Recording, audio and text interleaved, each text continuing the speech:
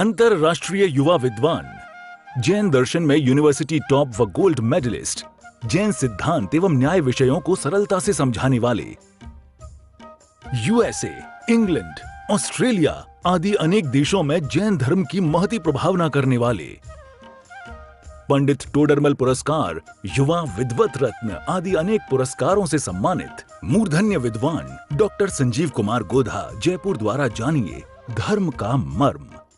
इस कार्यक्रम के प्रायोजक हैं मातु श्री पतासी देवी, श्री प्रदीप जी चौधरी, श्रीमती कुसुम जी चौधरी, श्री तिलक जी, श्रीमती श्वेता, श्री अरिहंत जी, श्रीमती दिव्या, अस्मि, उपशम, क्षाई, श्रद्धान, सहज एवं समस्त चौधरी परिवार, किशनगढ़, राजस्थान।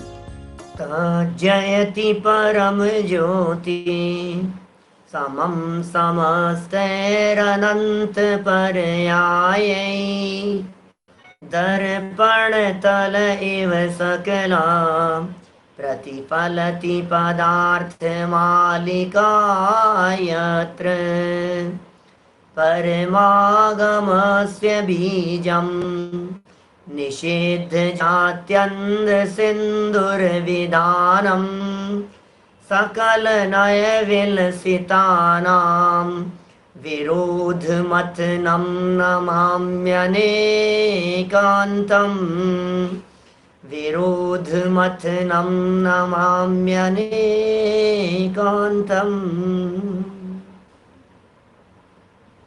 पुरुषार्थ सिद्धि उपाय नामक यह ग्रंथ है और यहाँ हिंसा की चर्चा के उपरांत सत्यासत्य की चर्चा अपेक्षित विस्तार से हो चुकी थी और कल हमने यहाँ आपके बीच में चर्चा प्रारंभ की थी कुछ चोरी के संदर्भ में। क्या होता है चोरी और कहाँ कहाँ हमारे को चोरी के पाप लगते हैं, चोरी के दोष लगते हैं, उन सब की हमने यहाँ बात देखी थी और बहुत गहराई से उन सब बातों को हमें समझना चाहिए, जानना चाहिए, क्योंकि इन बातों को गहराई से जाने और समझे बिना चोरी का त्याग किया जाना संभव नहीं है। हमें मालूम है कल जिस सूक्ष्मता से हमने गृहस्थ जीवन के संदर्भ में चर्चाएं आपके बीच में की है, उसके आधार पर निश्चित तौर पर यह कहा जा सकता है कि ये चोरी का त्याग बहुत सूक्ष्म रीति से होना चाहिए। थोड़ा कठिन भी लगता होगा, लेकिन फिर भी भावना तो भाएं। जिनागम में ऐसा कहा है, भावना भवनाशिनी, भावना से भव का नाश हो जाता है। इसलिए सदैव हमारी भावना उत्तम होनी चाहिए, उत्कृष्ट होनी चाहिए, श्रेष्ठ होनी चाहिए, श्रेष्ठ से श्रेष्ठ होती रहनी चाहिए। अचौर्य व्रत के संदर्भ में यहाँ यह कहा, प्रमाद के योग से किसी की पड़ी हुई, किसी की रखी हुई, भूली हुई वस्तु को बिना उसकी आज्ञा के उठा लेना या उठा करके किसी और को दे देना, ये चोरी है। इसका मतलब यह हुआ सड़क पर पड़ी हुई कोई चीज को हम हाथ न लगाएं। आपने इस तरह की चर्चाएं रेलवे स्टेशन पर, एयरपोर्ट पर जरूर आपने नोटिस बोर्ड पर पढ़ी होगी कि लावारिस पड़े हुए किसी के सामान को हाथ नहीं लगाएं। किसी का बैग पड़ा हो, किसी का सामान पड़ा हो सकता है उस पदार्थ को छू लेने मात्र से बम विस्फोट हो जाए और आप उसे उठाएं और आप फट जाएं, आपके ऊपर विस्फोट हो जावे। देखो, गवर्नमेंट भी हमारे को आगाह करती है, बार बार में जागृत करती है कि लावारिस चीज को हाथ भी न लगाएं। बस यही बात हमारा जिनागम भी कहता है कि आप लावारिस चीज को हाथ नहीं लगाएं। यदि वो आपकी नहीं है, आपकी पहचान की नहीं है, किसी अनजान वस्तु को यदि आपने कहीं पड़े हुए देखा है तो बिल्कुल भी उस वस्तु को छूने का प्रयत्न न किया जाए। और यदि आपने उस वस्तु को उठाया है, उठा करके किसी और को दे दिया है, तो अमृत चंद्राचार्य का यहाँ कहना था कि आपको चोरी का पाप तो लगेगा ही, साथ में हिंसा का भी पाप लगेगा। कि साहब हम कोई चोर थोड़ी ने, कि चोर तो नहीं हो, लेकिन चोरी का पाप कहाँ कहाँ लगता है ये भी आपको पता होना चाहिए। कहते हैं ना, जिस रास्ते जाना नहीं उस रास्ते को भी जानना चाहिए। तो जहाँ जहाँ चोरी अचौर्य है, उसके साथ साथ में जहाँ जहाँ चोरी की संभावना है, चोरी नाम के पाप लगने की संभावना है, उसमें भी हमारे को सतर्क और सावधान रहना चाहिए। 4 प्रकार की हिंसा बतला दी उसमें। जिस व्यक्ति का वो सामान्य है उसके भाव प्राण और द्रव्य प्राणों की हिंसा, और हमारे भी भाव प्राण और द्रव्य प्राणों की हिंसा, इस तरह से 4 प्रकार की हिंसा का पाप यहाँ लगता है हमारे को, पर व्यक्ति की वस्तु को चुरा लेने पर, उठा लेने पर। इसी प्रसंग में अब सिद्ध कर रहे हैं हिंसा नामक पाप को। देखिए आप, पेज नंबर है 103, चोरी प्रकट रूप से हिंसा है। क्या 103 नंबर का श्लोक है, पेज नंबर है 128। चोरी प्रकट रूप से हिंसा है।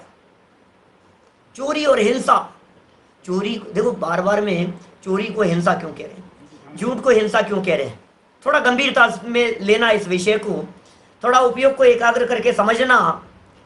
ये जो हिंसा कह रहे हैं ना, उसको इसलिए कह रहे हैं कि आप चोरी को बड़ा पाप नहीं समझते, आप झूठ को बड़ा पाप नहीं समझते, आप हिंसा को बड़ा पाप समझते हैं, इसलिए कह रहे हैं।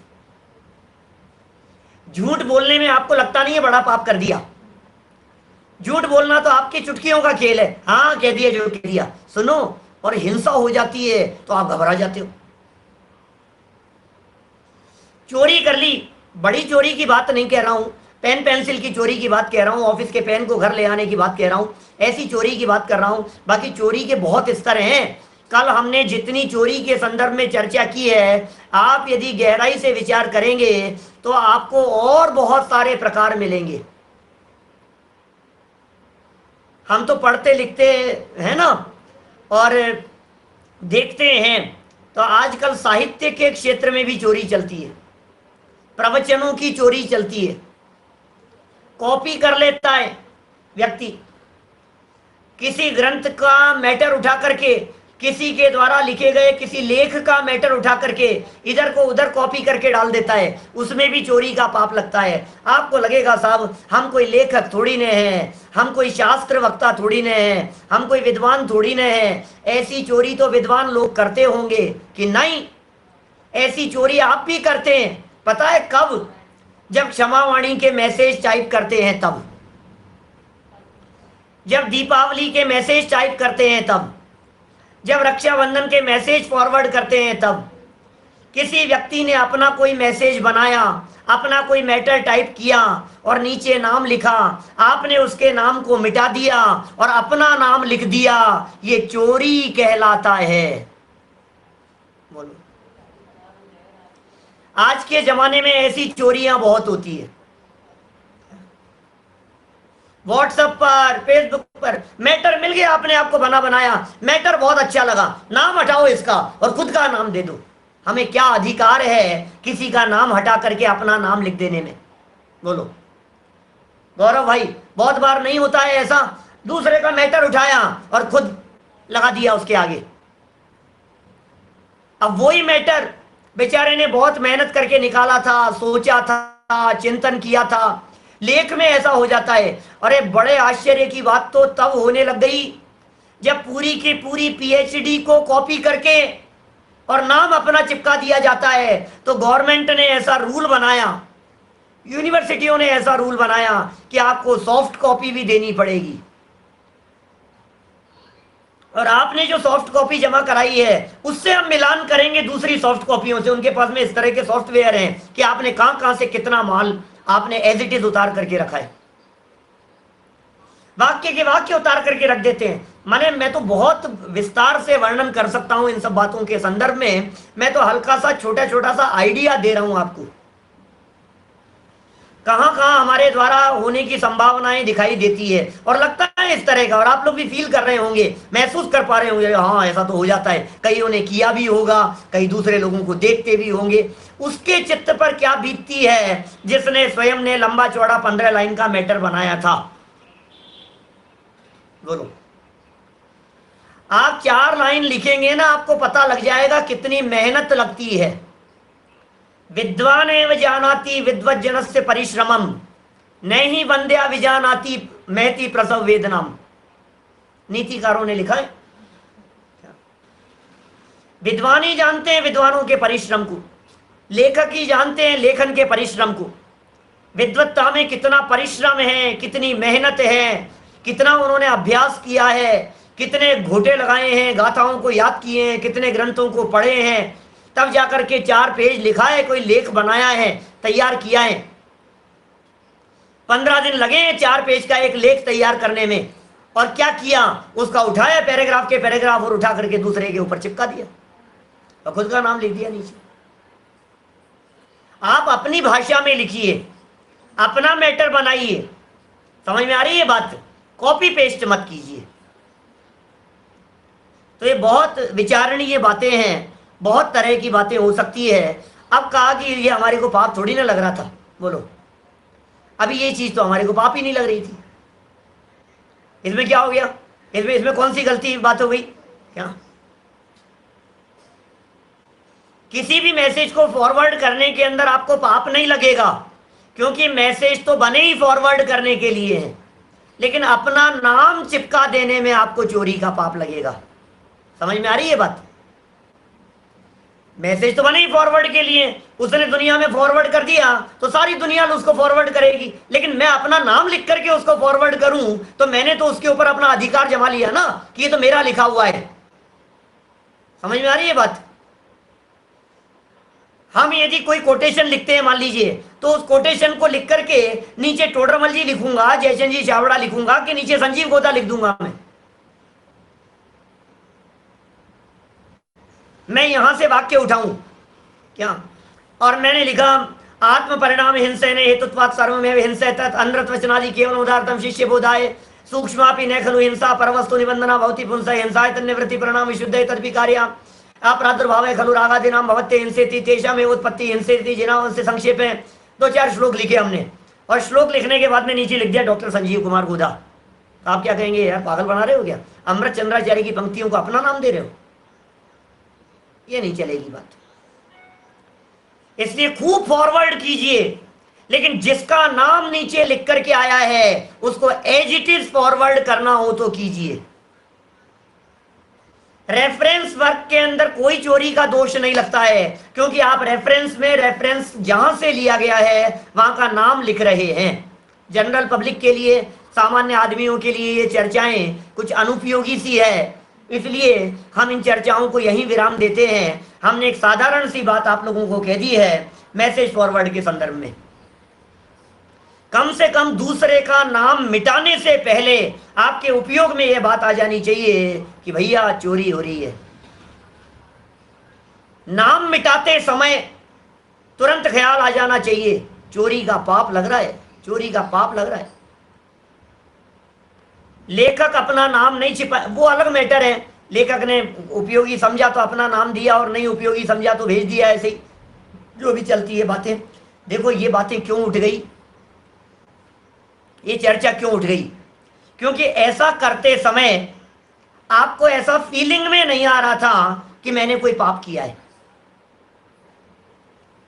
लेकिन यदि आपके निमित्त से आप गाड़ी चला रहे हो फुल स्पीड से और गाड़ी चलाते समय सामने कोई चूहा आ गया और आपके व्हील के नीचे से निकल गया, गाड़ी के व्हील के नीचे से, आपको शाम का भोजन नहीं खाया जाता है, आपको लगता है यार आज पंचेंद्रीय जीव की हत्या हुई मेरे माध्यम से, क्या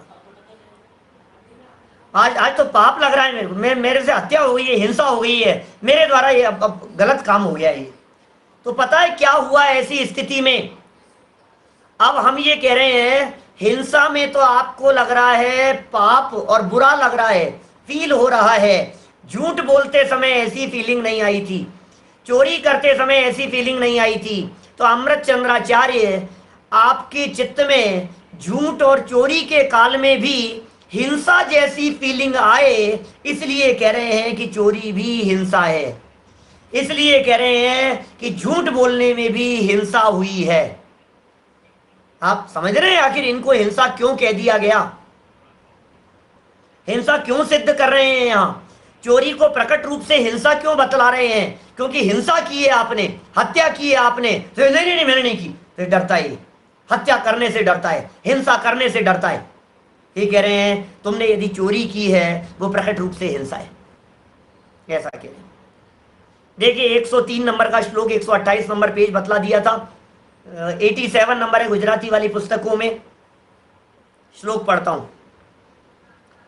अर्थानाम ये एते प्राणा एते बहिश्चरा पुंसाम हरति स तस्य प्राणान यो यस्य जनो हरत्यर्थान। यह माने जो, जन है माने मनुष्य, यस्य माने जिस जीव के, अर्थान पदार्थों अथवा धन को, हरति हर लेता है, स वह मनुष्य, तस्य माने उस जीव के, प्राणान हरति प्राणों को हर लेता है। क्योंकि जगत में ये जो एते अर्थः नाम, यह धनादि पदार्थ प्रसिद्ध हैं, एते पुंसः वे सभी मनुष्यों के, बहिश्चरा प्राणा संति बाह्य प्राण हैं। ओहो, वे सारे के सारे बाह्य प्राण हैं। वो प्राण किसे कहते हैं? प्राण जानते हैं प्राण किसे कहते हैं? इंद्रिय बलायु वाचो श्वास प्राण कहलाते हैं। क्या प्राण क्या है? प्राण माने आत्मा। आत्मा के लिए भी प्राण शब्द का प्रयोग किया जाता है। जब कभी हम ऐसी भाषा का प्रयोग करते हैं, प्राण निकल गए, तो प्राण माने क्या होता है? बोलते हैं कभी ऐसा, प्राण निकल गए? प्राण माने क्या निकल गया? आत्मा। आत्मा प्राण है। जीवत्व शक्ति जिसमें होती है उसे प्राण कहते हैं। 10 होते हैं प्राण, 10 प्राण होते हैं। यहाँ अन्न को 11वां प्राण कह करके पुकारा है, और विटामिन एम को 12वां प्राण तक कह देते हैं। विटामिन एम नहीं जानते? मनी, पैसा, धन, उसको भी प्राण कह दिया गया है, वो भी प्राण है। और इतना ही नहीं, धन, संपत्ति, वैभव, परिग्रह, इन सब के लिए भी शास्त्रों में प्राण संज्ञा दी है। कैसे प्राण संज्ञा दी है? क्योंकि हमारे प्राण उसमें अटके रहते हैं। जैसे देखिए, मैं आपसे पूछता हूं, ये जो बाल है, बाल, इन बालों में प्राण है या नहीं है? आप कहेंगे नहीं है। बालों में यदि प्राण होता तो हेयर कट होने के बाद में प्राण निकल जाते। नाखून में प्राण है या नहीं है? क्योंकि इनमें आत्मा के प्रदेश नहीं है। नाखून में आत्मा के प्रदेश नहीं है, बालों में आत्मा के प्रदेश नहीं है, बराबर? तो नाखून में और बालों में जब आत्मा के प्रदेश नहीं है तो वहां तकलीफ भी नहीं होती है। अभी जैसे मैं आपसे बात करूं, ये आईपैड है, समझ लीजिए, ये आईपैड है। अब इस आईपैड के ऊपर ऐसे किया हमने, तो मतलब आपको दर्द होता है क्या कि नहीं होता? अच्छा, ये पीछे दीवार है, इस दीवार पर हमने कुछ भी पीटा, लकड़ी मारी, आपको तकलीफ होती है क्या? नहीं होती है। टेबल के ऊपर हमने चोट मारी, आपको तकलीफ हो रही है क्या? नहीं हो रही है। क्यों नहीं हो रही है? इसे तकलीफ क्यों नहीं हुई? क्योंकि बोले वहां आत्मा नहीं है। बाल कटने पर दर्द क्यों नहीं हुआ? क्योंकि बोले वहां आत्मा नहीं है। अभी अभी यहां सर के ऊपर कोई चुभाए, नाखून चुभाए यहां, तो दर्द होता है कि नहीं? कि हो रहा है। दर्द क्यों हो रहा है?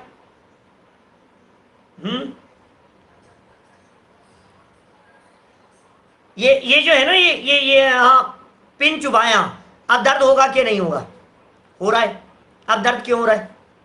गाल पर कोई पिन चुभाया तो दर्द हुआ कि नहीं? हो रहा है। और नाखून के ऊपर लगाया तो दर्द नहीं हो रहा, कारण क्या है? दांत के ऊपर लगाया तो दर्द क्यों नहीं हो रहा है?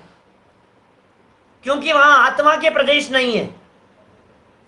जहां आत्मा, क्योंकि सुख दुख का वेदन आत्मा करता है।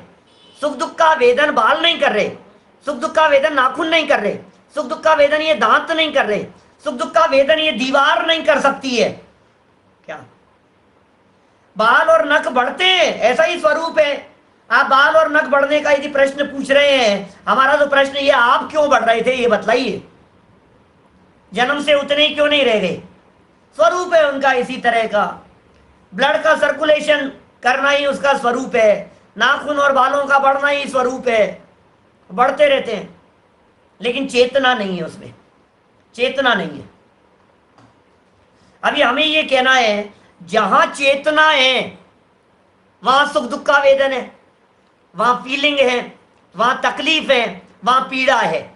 और जहां पीड़ा है, अब फॉर्मूला क्या बना लिया अपन ने, जहां सुख दुख का वेदन हो रहा है इसका मतलब वहां आत्मा है। यहां लगाओ पिन, दर्द हो रहा है कि नहीं हो रहा है, सुख दुख का वेदन हो रहा है कि हो रहा है, तो बोले यहां आत्मा है। फिर ये नाखून के ऊपर लगाया, हो रहा है कि नहीं, इसका मतलब यहां आत्मा के प्रदेश नहीं है, सब जगह पर। अच्छा ये कुर्ता है, अभी कुर्ते को किसी ने ऐसे यहां से मोड़ा, दर्द हो रहा है कि नहीं हो रहा, क्यों नहीं हो रहा, बोले आत्मा के प्रदेश नहीं है।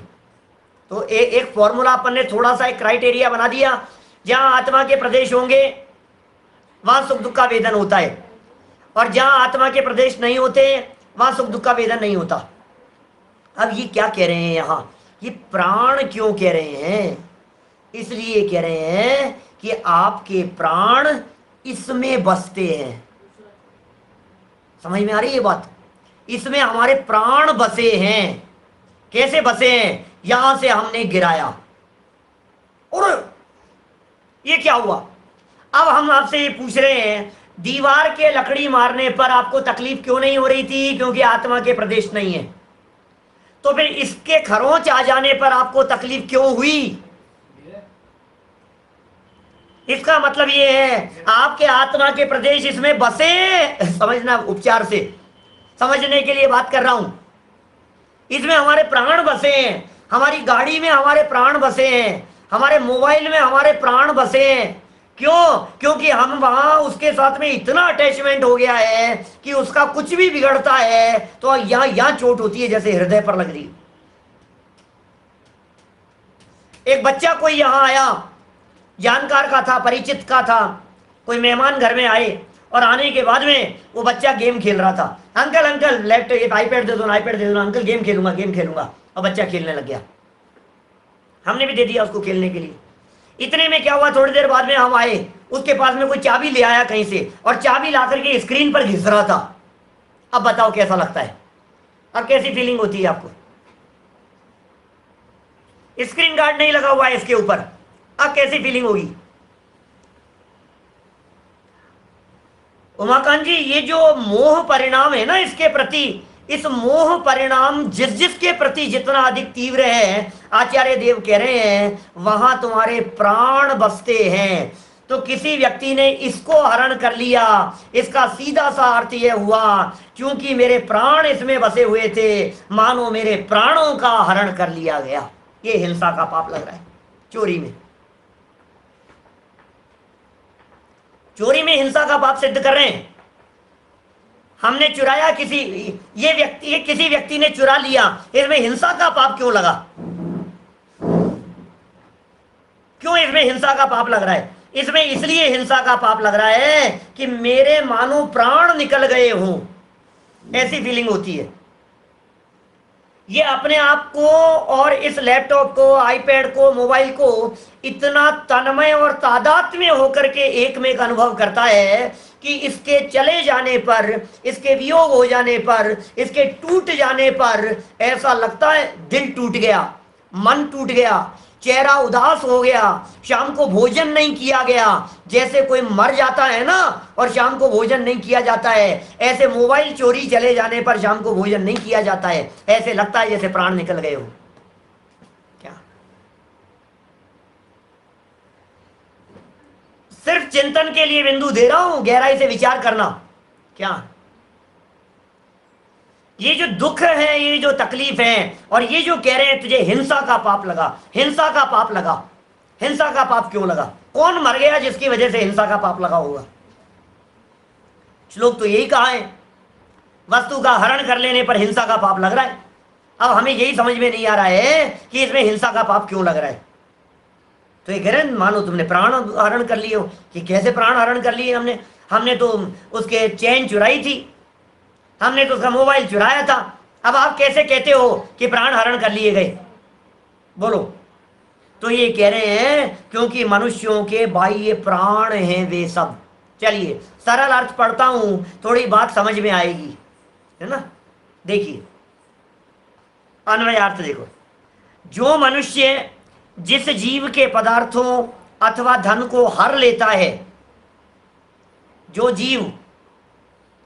मनुष्य किसी और जीव के पदार्थों अथवा धन को हर लेता है, वह मनुष्य उस जीव के प्राणों को हर लेता है।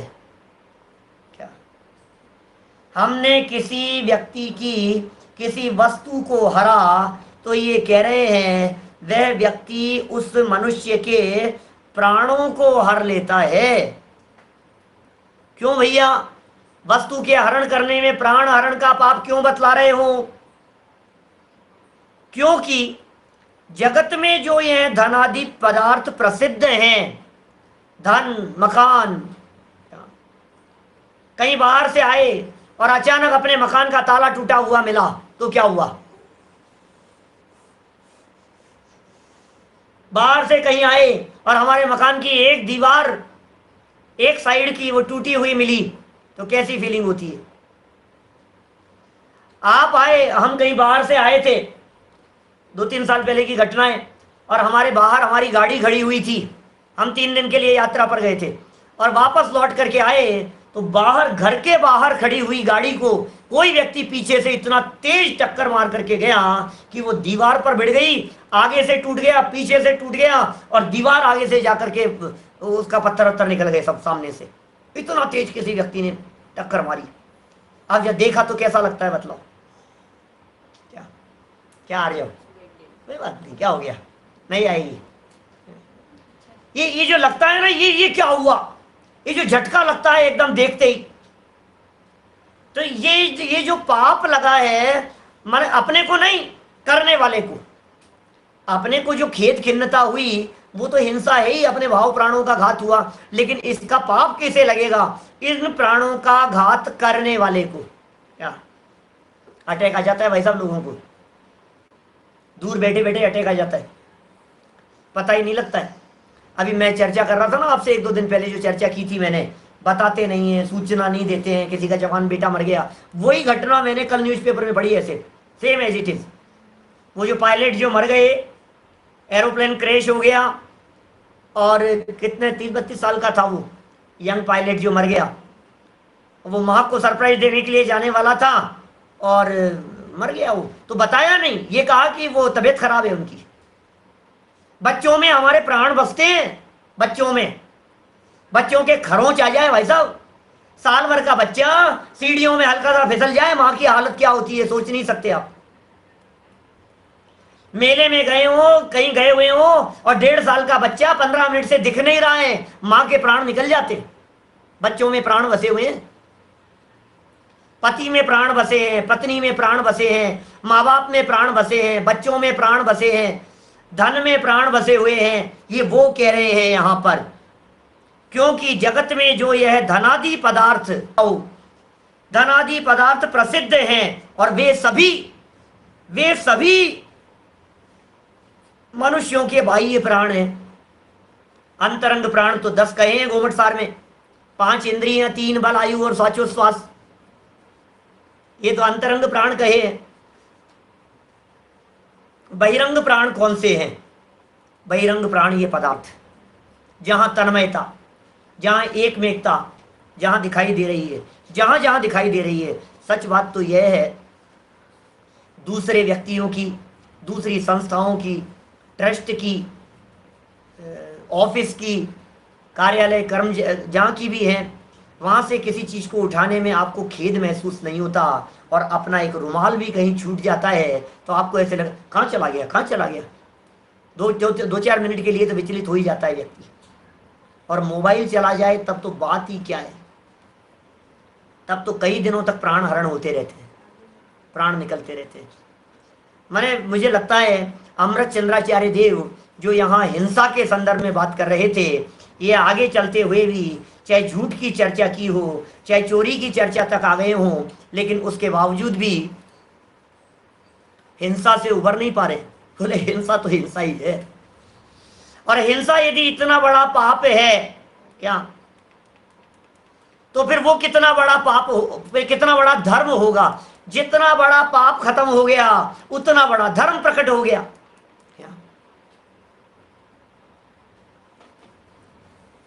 देखो आप क्या बतला रहे हैं, नेमी सिंह जी कह रहे हैं ऐसा कि एक बेटे को कोरोना हो गया और पिता को खबर मिली, खबर मिलते ही पिता का स्वर्गवास हो गया। सामने लिख रहे हैं सज्जन। तो मेरा कहने का मतलब ये है, खबर मिलते ही इतना बड़ा झटका लगता है, बर्दाश्त नहीं हो पाती है, खबरों को हम सुन नहीं पाते, झेल नहीं पाते हैं। अरे ये लौकिक लोगों की क्या बात करें हम, लक्ष्मण बर्दाश्त नहीं कर सके रामचंद्र जी की मृत्यु को। कही तो थी हमने, कब कही थी, 2-3 दिन में कभी कही है मैंने तो सुनिए। माने लक्ष्मण जी बर्दाश्त नहीं कर सके, रामचंद्र जी के मृत्यु की खबर सुनकर के लक्ष्मण जी के प्राण निकल गए। इतना अटैचमेंट था, भाई भाई में इतना प्रेम होता है। नारायण और बलदेव, इन दोनों की इसी प्रकार के प्रेम की चर्चा शास्त्रों में मिलती है। ये साथ ही रहते हैं, नारायण और बलदेव। एक अधोगामी होते हैं, एक ऊर्ध्वगामी होते हैं। देखो आप, बिल्कुल साथ साथ में रहने के बावजूद भी ये भी नियम है। नारायण का नियम से अधोगमन, और सगे भाई जो बड़े भाई हैं, जो नारायण के बड़े भाई बलदेव होते हैं, बलभद्र भी कहते हैं, वे नियम से ऊर्ध्वगामी होते हैं। ऐसा नियम है जिनागम का। दोनों भाई, एक भाई नीचे जाएगा और एक भाई ऊपर जाएगा। अब ऊपर में स्वर्ग भी हो सकता है और मोक्ष भी हो सकता है। 8 बलभद्र मोक्ष गए हैं हमारे। हाँ, जो अधो लोग, अधो के अंदर गया है नारायण, वे भी आगे एकाध भाव में मोक्ष की प्राप्ति करेंगे, कुछ भावों में, चंद भावों में ऐसा है। तो अपन बढ़ते हैं आगे टीका की तरफ, देखिए, है ना।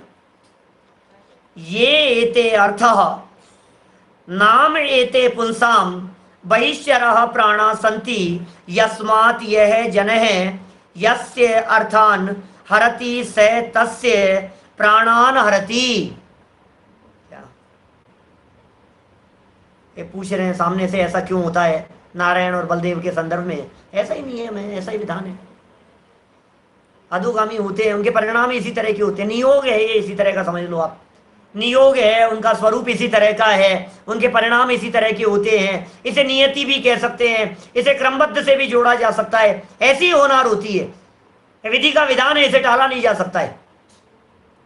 जैसे सप्तम नरक से निकले हुए नारकी जीव नियम से सैनी पंचेंद्रिय ही होते हैं, ये नियम है, इसे टाला नहीं जा सकता है। तो ये इसी प्रकार का नियम है। शरीर परद्रव्य है, उसे अपना मानना भी चोरी है क्या? सूक्ष्म रीति से जाकर के देखेंगे तो चोरी नजर आएगा आपको। जबरदस्ती आपने इस पर अपना अधिकार जमा रखा है। इसलिए सच में जो आचौर्य महाव्रत के धनी होते हैं, वे शरीर को भी अपना नहीं मानते हैं, तब जाकर के निर्दोष जीवन जीते हैं हमारे महामुनिराज। ये आचौर्य महाव्रत का पालन मुनिराजों के जीवन में होता है, गृहस्थों के जीवन में नहीं हो पाता। देखिए, संस्कृत पंक्ति पढ़ी है मैंने टीका की, अर्थ पढ़ता हूं नीचे। बाह्य जितने भी पदार्थ हैं, जितने भी, आप लगा लो आपके प्राण कहां कहां अटके हुए हैं। किसी के प्राण 2 रुपए के पेन में भी अटके हो सकते हैं, और कोई संपन्न ऐसे भी हो सकते हैं जिनके 5-25 लाख के अंदर भी प्राण अटके हुए नहीं हो, ऐसा भी संभव है। ऐसे संपन्न लोगों को भी देखा है, 2, 5, 10 लाख 25 लाख रुपया लग गया तो कोई बात नहीं, क्या झटका लग जाता है, कभी हो जाता है, कभी ऐसा। मेरे साथ भी हो गया था, ऐसा बड़ा झटका लग गया था, लेकिन लगा ही नहीं झटका, सच में बिल्कुल झटका नहीं लगा। बड़ी राशि चले जाने के बावजूद भी रंच मात्र विकल्प नहीं, क्या रंच मात्र भी कोई चर्चा नहीं। और जहां प्रवचन कर रहे थे सुबह शाम आराम से, बिल्कुल निर्विकल्प रीति से व्याख्यान, कोई विकल्प ही नहीं करना। काय के विकल्प करना? अपना सो जावे नहीं और जावे सो अपना नहीं, बस खत्म खेल। एक क्षण मात्र के लिए, 1 मिनट के लिए विकल्प जरूर आया, ये क्या हो गया, ये चला गया, और तुरंत दूसरे ही क्षण ये जिनवाणी मां ने कहा, बेटा क्या विचार कर रहा है? नहीं कुछ नहीं, खत्म, निपटाओ, हो गया, निपट गया, हो गया, खत्म हो गई बात। अब वो मैटर खत्म हो गया। ऐसा है भाई साहब, ये है चीज, ये तत्व ज्ञान जो है, ये जिनवाणी माँ जो है ना आपके माथे पर, ये आपको कभी हताश नहीं होने देगी। ये जिनवाणी माँ है ना आपके माथे पर, ये आपको कभी तकलीफ नहीं आने देगी, क्योंकि तकलीफ तो तब आती, तकलीफ अंदर से आती है, बाहर से नहीं आती। ये व्यक्ति बाहर के संकट से परेशान नहीं होता क्या? बोले ये बाहर के उससे परेशान नहीं होता है, ये अंदर की तकलीफ से परेशान होता है। सारी दुनिया की कायनात मिलकर के भी मुझे परेशान करने की ठान लेवे तो मुझे तब तक परेशान नहीं कर सकती जब तक मैं स्वयं अंदर से आकुलित व्याकुलित होकर के परेशान नहीं हूं। क्या? कोई नहीं कर सकता है। और जो अंदर से परेशान हो, अंदर से आकुलित व्याकुलित हो, अब उस व्यक्ति के चरणों में हीरे माणिक मोती जवाहरात महंगी से महंगी चीजें, सारी चीजें उसके सामने ला करके धरो, लेकिन अंदर में ही जिसके शांति नहीं है उसका क्या होगा? इसलिए जो प्राण है ना आपके, आप 10 प्राणों में भी अपने प्राणों को मत बसाइए। चैतन्य प्राण से जीता हूं, उन प्राणों को देखिए। बाहरी वस्तु में तो प्राण होवे ही नहीं हमारे, ऐसा श्रद्धान हो, ऐसा तत्वज्ञान हो। बाहरी वस्तु में हमारे प्राण नहीं हो। इस कार्यक्रम के प्रायोजक हैं मातु श्री पतासी देवी, श्री प्रदीप जी चौधरी, श्रीमती कुसुम जी चौधरी, श्री तिलक जी, श्रीमती श्वेता, श्री अरिहंत जी, श्रीमती दिव्या, अस्मि, उपशम, क्षाई, श्रद्धान, सहज एवं समस्त चौधरी परिवार, किशनगढ़, राजस्थान।